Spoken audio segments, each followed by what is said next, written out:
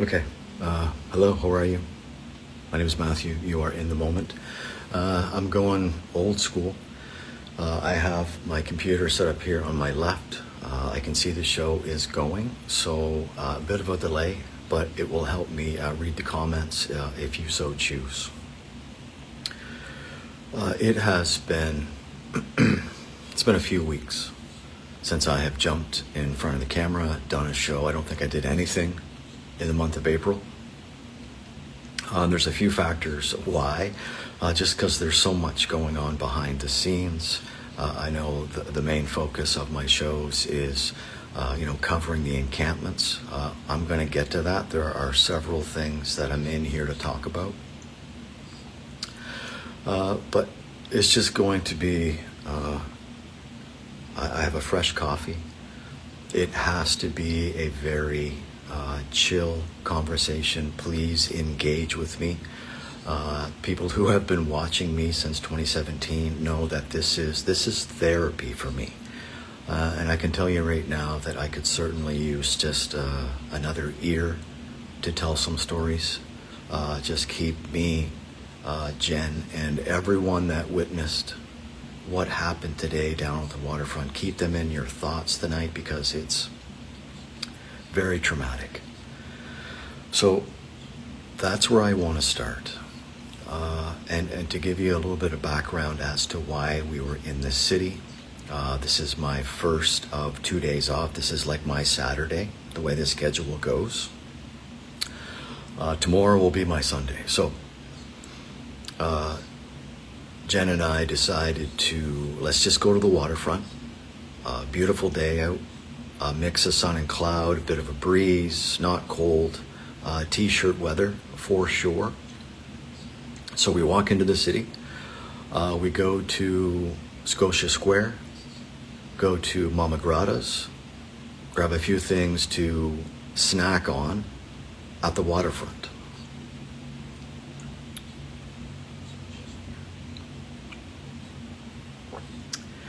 We end up down at the waterfront, and anyone who's been to Halifax, if you have visited the waterfront, the Marriott, on the back end of the Marriott, they have the big, the letters that spell out Canada. That's where we are. That's the vicinity of where Jen and I are sitting in the Adirondack chairs.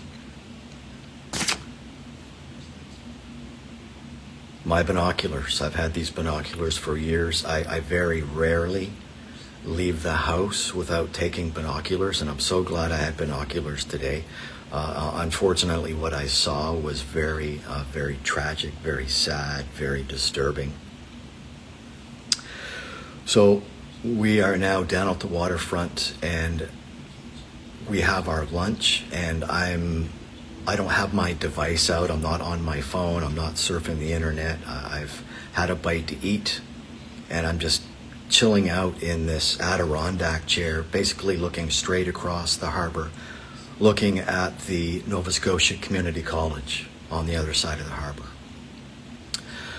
And I'm just kind of scanning the harbor. When I look to my left, I'm now looking north up the harbor to the naval fleet, and I see something in the water unusual, and I first think that it is a harbor seal, and within seconds I realize it's not a harbor seal, and I pull out my binoculars, and that's when I realize that it is indeed someone is swimming in the harbor, and this is about 20 after 2 this afternoon.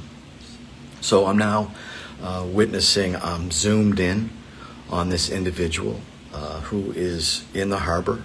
I don't know how long they have been in the harbor, but so we're on the south end of the Marriott.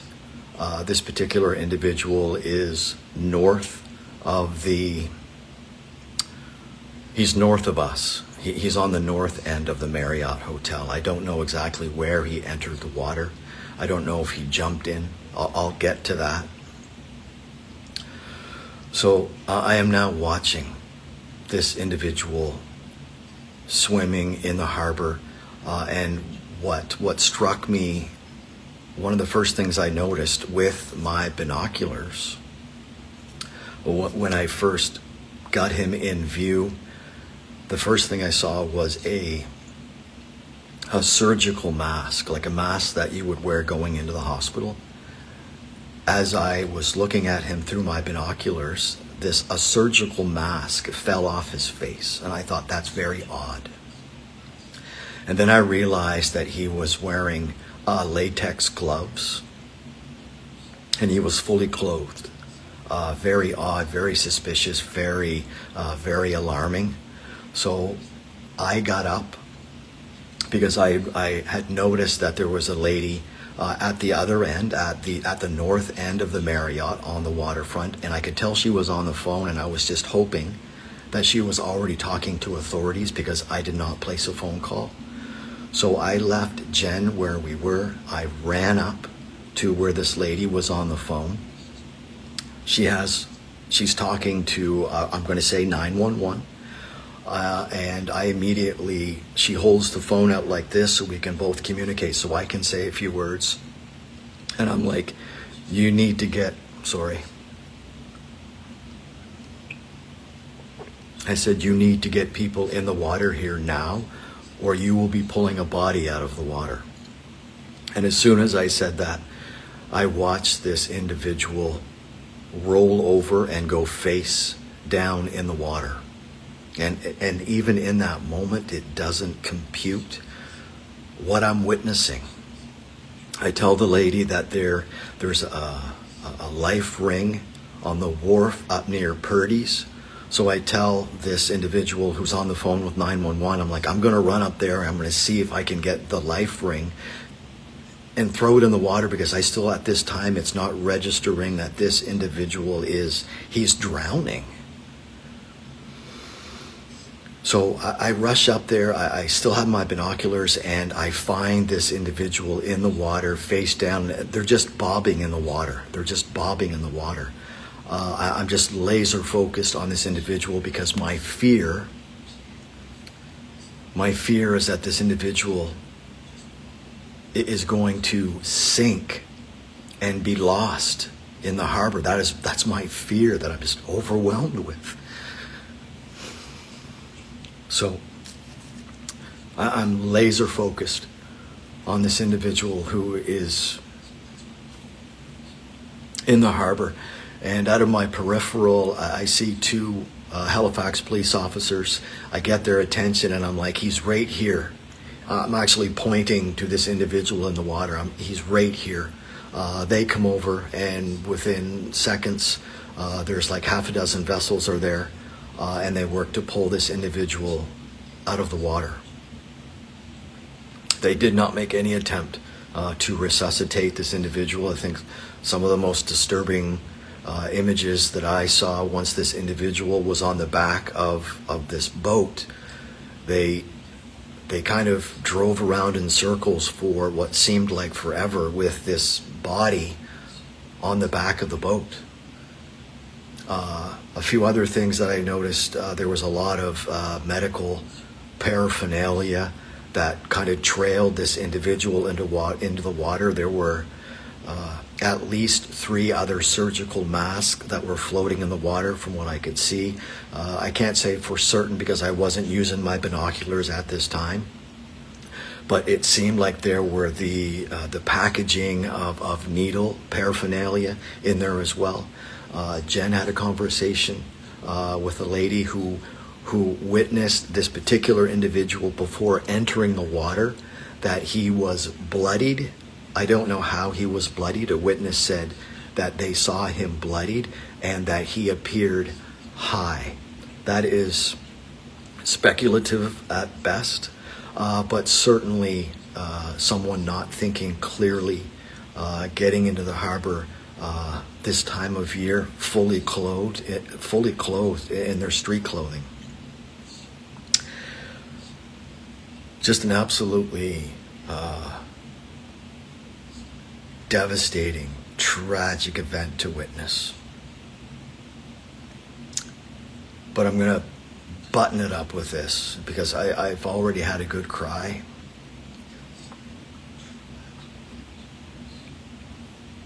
I'm finding it really hard to process.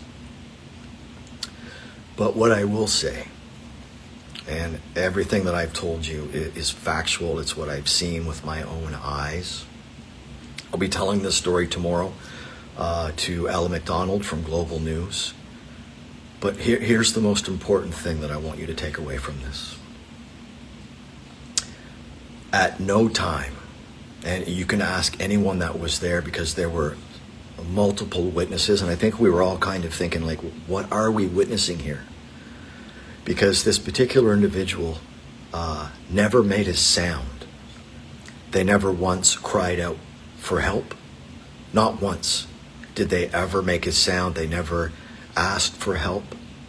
They never panicked. They never seemed panicked. And I'm going to tell you right now, and I want to relay this message live on my own show, and I'm going to mention it again tomorrow. I want the family to know what I saw with my own eyes, close up, because I had my Bushnell binoculars. Never made a sound, never asked for help. And at one point, I witnessed this individual doing the backstroke with a smile on their face. And I would not be so cruel as to make something up like that. So I want the family to know that I want to believe that in that moment, this individual was at peace. They were in their happy place. That's what I think. That's what I want to believe. But I'm telling you what I saw. 20 after 2 this afternoon, an individual jumped into the Halifax Harbor with maybe the purpose of not coming back out of the water. But I'm telling you, I saw this, and I only saw this because of these. This individual in his last moments was doing the backstroke, looking up at blue skies and sunshine, and not saying a word.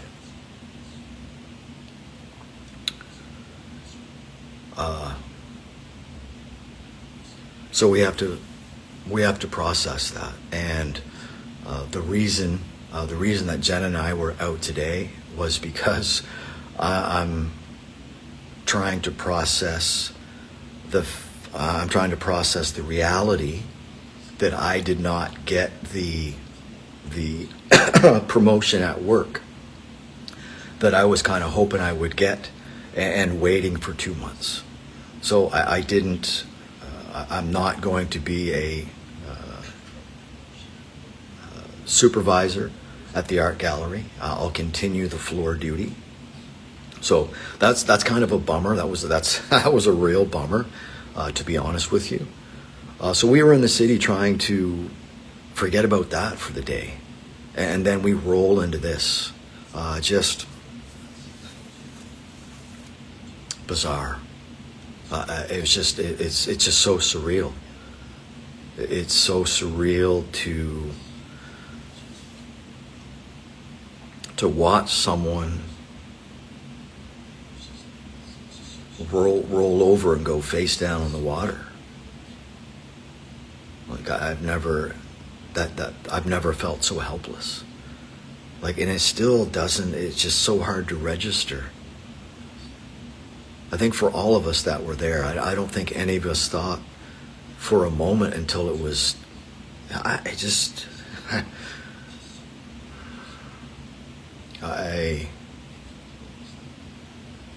My heart goes out to the family of this individual, and really everyone that witnessed that. It was just a horrible thing to witness. I've always said that I hope I don't witness any type of mass casualty, because I just proved to myself today that I don't do well in situations like that. Like, I held it together where I was able to, tell the police, yeah, this individual's over here. But services moved in and they took this individual out of the water, and within 10 minutes it was back to normal. Just bizarre. Listen, you know that I've been doing live streaming for a while. In the last 2.5 years, I've devoted a lot of the time to the unhoused. I'm going to change lanes a bit, and I'm going to dedicate some time to talking about long COVID. And that's going to be on the radio program. So right now I'm looking for 5 individuals who are suffering from long COVID. Get a hold of me. We need 5 to start. I want to put, as they say in radio, I want to get 5 conversations in the can. Then I just want to bombard you with stories of people who are, for the most part, forgotten about when it comes to COVID-19, whether you believe in it or not. There's a lasting, lingering, dangerous after effect of COVID. I've seen it firsthand. And the stories that you read are just wild. We are, as a species, being pushed to the edge. We're being pushed to the brink. What I saw today, maybe it was just an individual who just, like nothing I've ever seen. Truth from the Booth, the radio program. I did a show on the weekend. Michelle Hiltz is watching right now. That show will be up on my YouTube within the next couple of days. I'll probably get it up tomorrow. So if you do miss the radio program that airs on Sundays on Folk Up Radio at 10 o'clock in the morning, 6 o'clock at night, they'll be up on the YouTube channel where you can just watch it as a podcast, watch it on your YouTube. So yes, do that. Just a quick update on what's happening with the encampments. They're filling up. The encampment just up the road from here that I walk by all the time, there is an increase in individuals at the encampment that's right there at the bus stop. There's a couple there. There's certainly one male and one female there. I know that for sure. Cats roaming around. You go further up where they built the stairs. There's a couple people down in there now. I do want to introduce myself to the people that are down over there, because eventually it's going to grow up with vegetation and the plants that come out in the summertime. But I do want to get down in there. I do want to introduce myself, because I do want to, this month especially, I just want to be sharing stories. I just want to get out and do more of this. But I can tell you that the encampments are certainly filling up. So getting back to work, now that I know my schedule is pretty much going to remain the same, I'm going to do a little further investigation into reserving the Paul O'Regan Theatre at the Central Library in downtown Halifax. I want to have a forum. I want to continue the discussion of the unhoused and the long COVID, but if we can get that space, which, you rent the space, have an open house, open mic night, just round table stuff, just invite everyone to come in and just get to know each other. Let's just get to know each other. Final thing, because I just kind of like a roller coaster of emotions here in the last couple hours, the last 48 hours, 24 hours. So I want to end it on a good note. I want to end it on something positive for Canadians, and that's the fact that we still have 3 Canadian teams in the playoffs. Really looking forward to the Vegas Knights Edmonton series. Edmonton has defeated the Kings, I think, the last 4 times they played. So Edmonton moving on. Great series between Toronto and Florida. Correct me if I'm wrong, but I think Florida is the defending champs. Toronto is up in that series. And what is happening tonight? Oh, yes, the Jets and Dallas Stars, and the Jets in their 7th game, double overtime. Amazing stuff. So I'm thrilled as a Canadian that we still have 3 Canadian teams, and I'm even more proud to have a prime minister who showed up at the Oval Office today and to his face told the President of the United States that Canada is not for sale and will never be for sale. Wonderful. My name is Matthew, and you are tragically caught up in the moment.